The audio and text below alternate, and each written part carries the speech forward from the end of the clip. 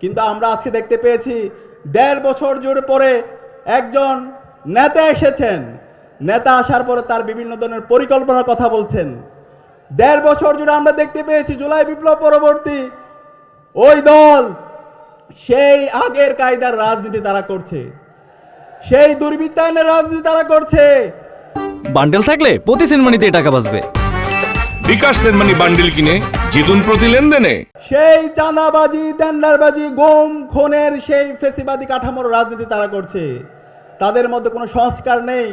যেই সংস্কার করার জন্য জুলাই বিপ্লবে শহীদের জীবন দিয়েছে তার কোনো পরিবর্তন আমরা ওই দলের মধ্যে দেখতে পাই না।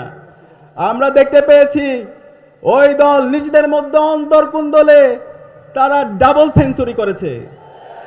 যেই দল নিজেদের দলের নেতা কর্মীদেরকে অন্তর্কুন্দলে মেরে ফেলে সেই দলের হাতে কিভাবে একটা রাষ্ট্র নিরাপদ হতে পারে? সুতরাং আমরা অনুরোধ করব ওই দলের নেতৃবৃন্দকে, আপনারা এই গুন্ডাদেরকে সামলান। চাঁদাবাজি, টেন্ডারবাজি, রাজনীতি, মাফিয়াতন্ত্রের রাজনীতি 5 আগস্ট চ্যাপ্টার ক্লোজ হয়ে গেছে।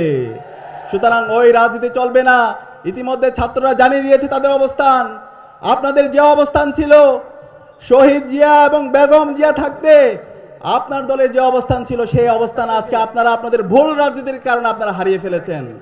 সুতরাং এখনো সময় আছে, নিজেদেরকে সংস্কার করেন, জুলাইয়ের শহীদদের আকাঙ্ক্ষাকে ধারণ করেন, বাংলাদেশের তারুণ্যকে ধারণ করেন এবং চাঁদাবাজি, টেন্ডারবাজি, মাফিয়াতন্ত্রের বিরুদ্ধে জিরো টলারেন্স নীতি ঘোষণা করেন।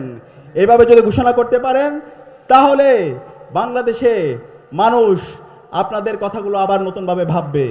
আমি একই সাথে অনুরোধ করব, আজকে আমরা দেখতে পাচ্ছি যে এই জুলাই বিপ্লব হয়েছিল বাংলাদেশের সংস্কারের জন্য, যে জুলাই বিপ্লব হয়েছে বাংলাদেশে ইনসাফ কায়েম করার জন্য, সেই জুলাই বিপ্লবের সনদের আইনি ভিত্তি দেওয়ার জন্য যে গণভোট, সেই গণভোটে হাকে বিজয় করার জন্য ওই রাজনৈতিক দল এখন পর্যন্ত কোনো ক্যাম্পেইন করছে না।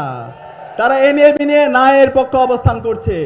যারা ন্যায়ের পক্ষে অবস্থান করছে আপনাদেরকে 12 ফেব্রুয়ারি আগে বাংলাদেশের সর্বস্তরের জনতা আপনাদের বিরুদ্ধে গণরায় দিয়ে দিবে। ইতিমধ্যে আপনাদের পরাজয় হয়ে গেছে।